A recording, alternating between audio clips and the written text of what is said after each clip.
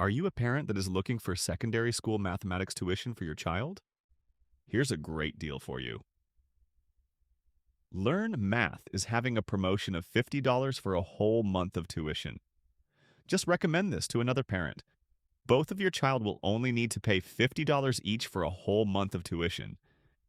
Hurry and visit the link to register. This promotion is valid for a limited time only, after which the usual fee will be from $400 per month. Slots are limited. Sign up now and don't miss this opportunity. Are you still undecided? No worries, here's a video lesson to give you an idea of how tuition lessons at Learn Math could be like. So over here, you will see this y equals to mx plus c equation. So this equation, I like to call this the general equation for the line. So why general equation, right? Because with this y equals to mx plus c, you can use it to find the equation of any other straight line that is not a horizontal or a vertical line. So as long as you have a typical upward sloping line, right, or a typical downward sloping line, you can use this general equation to find out the equation of the line. So over here, you have m being the gradient. You will notice that there are a few unknowns, right? Actually, four to be more specific.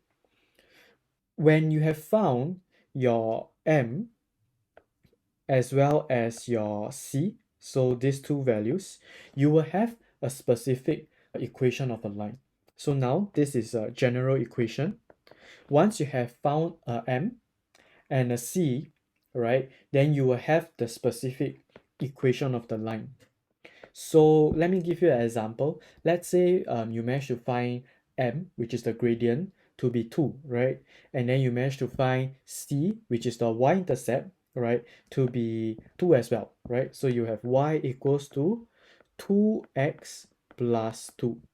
So what you have done after you found the gradient as well as the y-intercept is that you manage to change the equation of the line that you want to find from the general to the specific equation. All right. So now, let me explain a little more about how to get the gradient, this m value, and then how to get your y-intercept, your c. So gradient first. To get gradient, you have three ways, right? So over here, I've outlined these are the three ways. So start with the first way. This is your formula for finding gradient, all right? And that is given as y1 minus y2 over x1 minus x2. Okay, so what is this y1, y2, x1, x2 thing, right?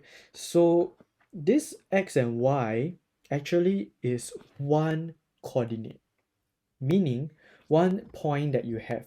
So imagine, right, if you're given this coordinate 3 comma 5, for example, right? So a coordinate will contain both the x value or x coordinate and a y value or the y coordinate, right? So you can call this or at least when you're using this formula, right, this is actually like your point 1. So if this coordinate is your point 1, right, isn't this value your x1 and this is your y1?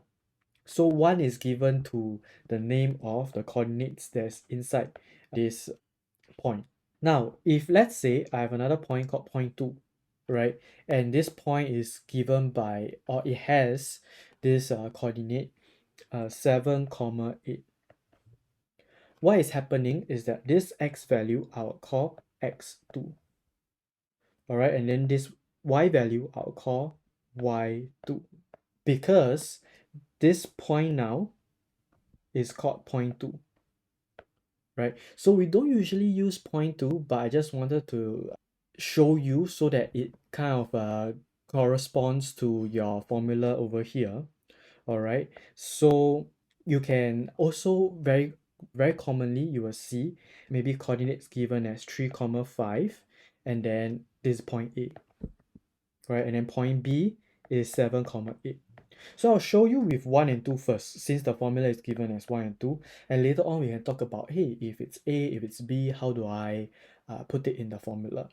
All right, so over here, what this will mean is that it will look like this because, so let me just write it here, right? Because it's a little cramped at the bottom. This is my y1 and I'll put it here, right? And then I will subtract whatever y2 is. So this is y2, right? And that is 8. And then I will take x1, which is 3 here, right? And then I will subtract this 7, right? Because that is x2. So you will realize that very nicely, this is one coordinate, right? With the bottom being the x value and the top being the y value, right? So it's actually taking one coordinate, subtracting the other coordinate, where the top is the y and the bottom is the x. All right. And this 5 and 3 is one pair, as given here, one pair of coordinates, right? And the 8, the 7 and the 8 is given as another pair of coordinates here. When using this formula, that's the thing to be mindful of. Do not mix them up. What I mean, so some students may make this careless mistake of taking 5 minus 8 and then 7 minus 3.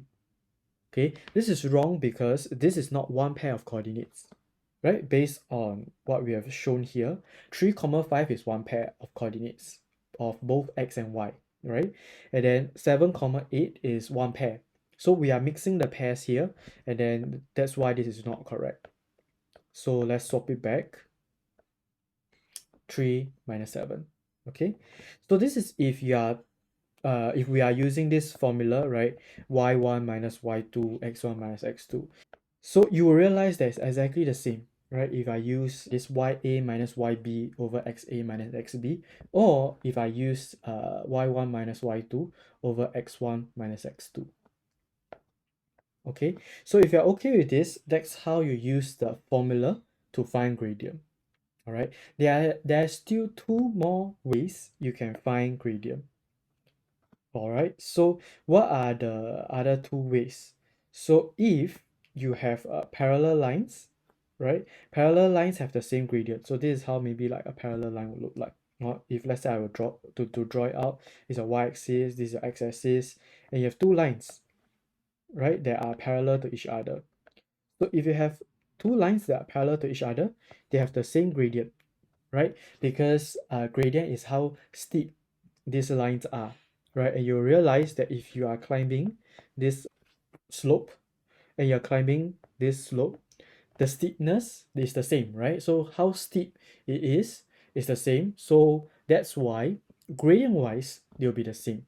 So parallel lines have the same gradient. So that is number 2, right? Now, number 3, or the third way to find gradient is if you have perpendicular lines.